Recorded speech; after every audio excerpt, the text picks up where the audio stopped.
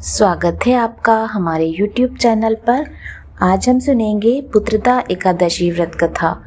आपने हमारे चैनल को सब्सक्राइब नहीं किया है तो सब्सक्राइब अवश्य कीजिए। श्रीमद् भगवद गीता के 18 अध्याय व उनके महात्म्य सुनने के लिए आप सभी का बहुत बहुत धन्यवाद।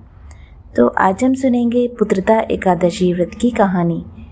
पुत्रदा एकादशी का व्रत वर्ष में 2 बार पोष व श्रावण में आता है।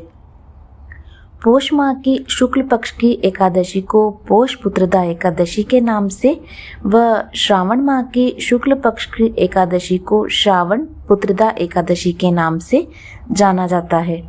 पद्म पुराण के अनुसार सांसारिक सुखों की प्राप्ति और पुत्र इच्छुक भक्तों के लिए पुत्रदा एकादशी व्रत को फलदायक माना गया है।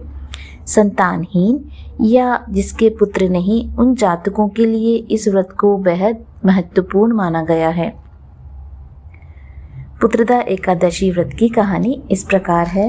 प्राचीन समय में भद्रावती नगरी में सुकेतुमान नामक एक राजा राज्य करता था। उसके कोई संतान नहीं थी। उसकी पत्नी का नाम शैव्या था।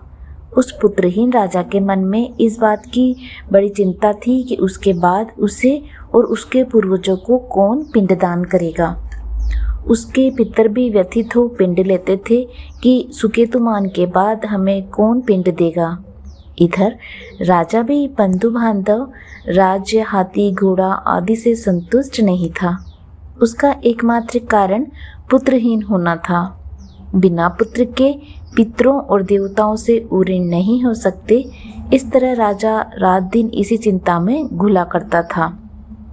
इस चिंता के कारण एक दिन वह इतना दुखी हो गया कि उसके मन में अपने शरीर को त्याग देने की इच्छा उत्पन्न हो गई। किंतु वह सोचने लगा कि आत्महत्या करना तो महापाप है, अतः उसने इस विचार को मन से निकाल दिया। एक दिन इन्हीं विचारों में डूबा हुआ वह घोड़े पर सवार होकर वन को चल दिया। घोड़े पर सवार राजा वन, पक्षियों और वृक्षों को देखने लगा।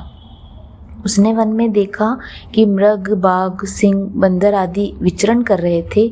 हाथी शिशुओं और हथिनियों के बीच विचर रहा था।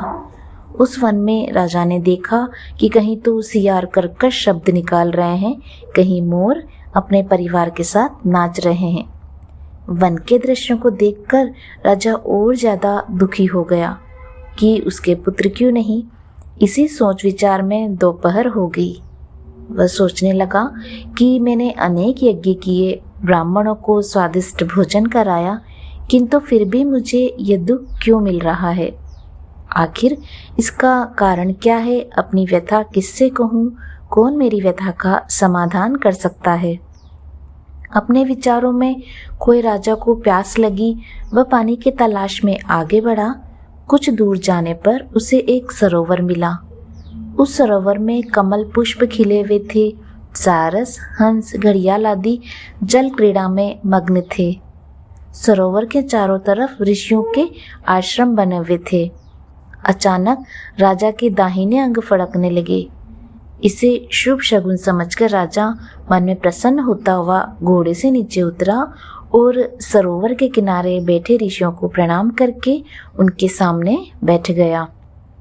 ऋषिवर बोले, हे राजन, हम तुमसे अति प्रसन्न हैं। तुम्हारी जो इच्छा हो हमसे कहो। राजा ने प्रश्न किया, हे विप्र, आप कौन हैं और किस लिए यहाँ रह रहे हैं। ऋषि बोले, राजन, आज पुत्र की इच्छा करने वाले को श्रेष्ठ पुत्र प्रदान करने वाली पुत्रदा एकादशी है।